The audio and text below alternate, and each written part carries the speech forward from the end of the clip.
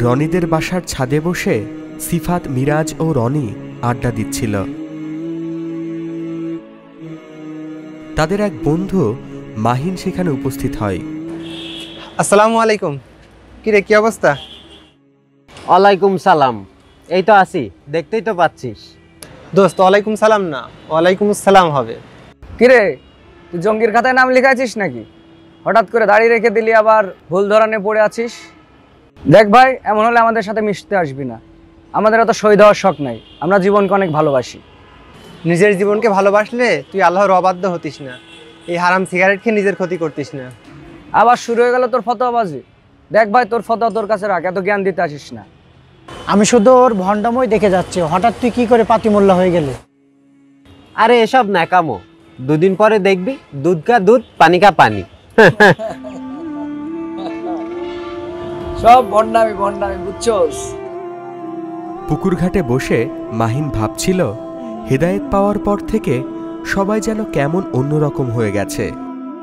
এই তো সেদিন সে দোকানে গিয়েছিল একটি জ্যাকেট কিনতে।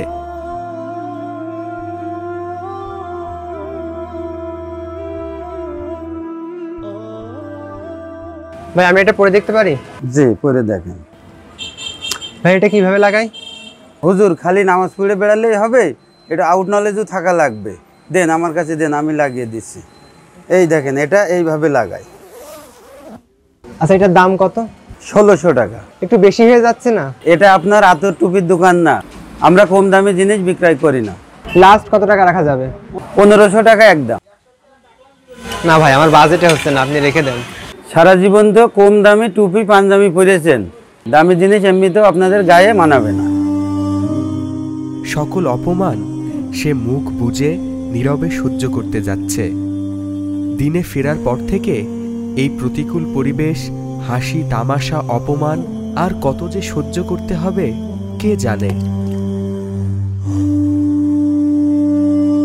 তাকে নীরবে বসে থাকতে দেখে ইমাম সাহেব এগিয়ে আসেন।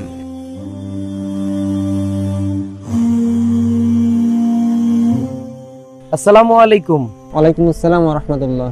কি হয়েছে মাহিন, এখানে মন খারাপ করে একা বসে আছো যে? এই তো ভাবছি, হিদায়াত দেওয়ার ক্ষমতা যদি আমাদের হাতে থাকতো, তাহলে হয়তো কাছের মানুষগুলোকে জাহান্নামের আগুন থেকে বাঁচাতে পারতাম। দেখো মাহিন, সেটা তো কখনোই হবার নয়। আল্লাহ তাআলা যাকে চান তাকেই হেদায়েত দান করেন। তবে তুমি হঠাৎ করে এমন কথা বলছো কেন? আসলে হুজুর, আজ কয়েকদিন আমার সাথে কোনো কিছু ঠিক হচ্ছে না। বাসায় আব্বু। কিরে, তুই দাড়ি রেখে দেবদাস হয়ে গেলি নাকি? না বাবা, ভাবছি এবার দাড়িটা রেখে দিব। একটু কেটে সুন্দর করে রাখ, বন মানুষ সদার কি দরকার আছে? আব্বু, দাড়ি কাটা তো হারাম, তাই এবারে দাড়িটা কাটতে চাচ্ছি না। যখন দাড়ি রাখার বয়স হবে তখন রাখিস, এই বয়সে বসে তো কোনো দরকার নাই। যেখানে বেশি দিয়েছি চুল দাড়ি কেটে আসবি। দাড়ি কাটলে কবিরা গুনাহ হয়, আমি দাড়ি কাটতে পারবো না। কিছুদিন ধরে লক্ষ্য করছি চলাফেরা দরকার হয়ে গেছে, কাই নাকি? সারা জীবন তো কম দামি টুপি পাঞ্জাবি পরেছেন, দামি জিনিস এমনিতেও আপনাদের গায়ে মানাবে না। কিরে, তুই জঙ্গির খাতায় নাম লিখাইছিস নাকি? হঠাৎ করে দাড়ি রেখে দিলি, আবার ভুল ধরানে পড়ে আছিস। দেখ ভাই, এমন হলে আমাদের সাথে মিশতে আসবি না।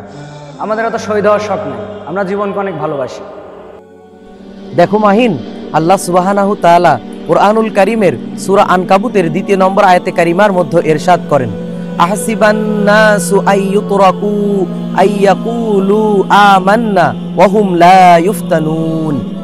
মানুষ কি মনে করে আমরা ঈমান এনেছি এ কথা বললেই তাদেরকে ছেড়ে দেওয়া হবে, তাদেরকে পরীক্ষা নেওয়া হবে না? এছাড়াও আল্লাহ সুবহানাহু তাআলা সূরা বাকারার 155 নম্বর আয়াতে বলেন, আর আমি অবশ্যই তোমাদের পরীক্ষা করব কিছুটা ভয়, ক্ষুধা, জানমাল এবং ফল ফলাদির ক্ষতির মাধ্যমে। আর এমনটা হচ্ছে তার কারণ আল্লাহ তাআলা তোমাকে পরীক্ষা করছে। আগুনে পোড়ালে তবেই স্বর্ণ খাঁটি হয়। ধৈর্য ধারণ করো, বেশি বেশি প্রার্থনা করো, আর সুসংবাদ গ্রহণ করো।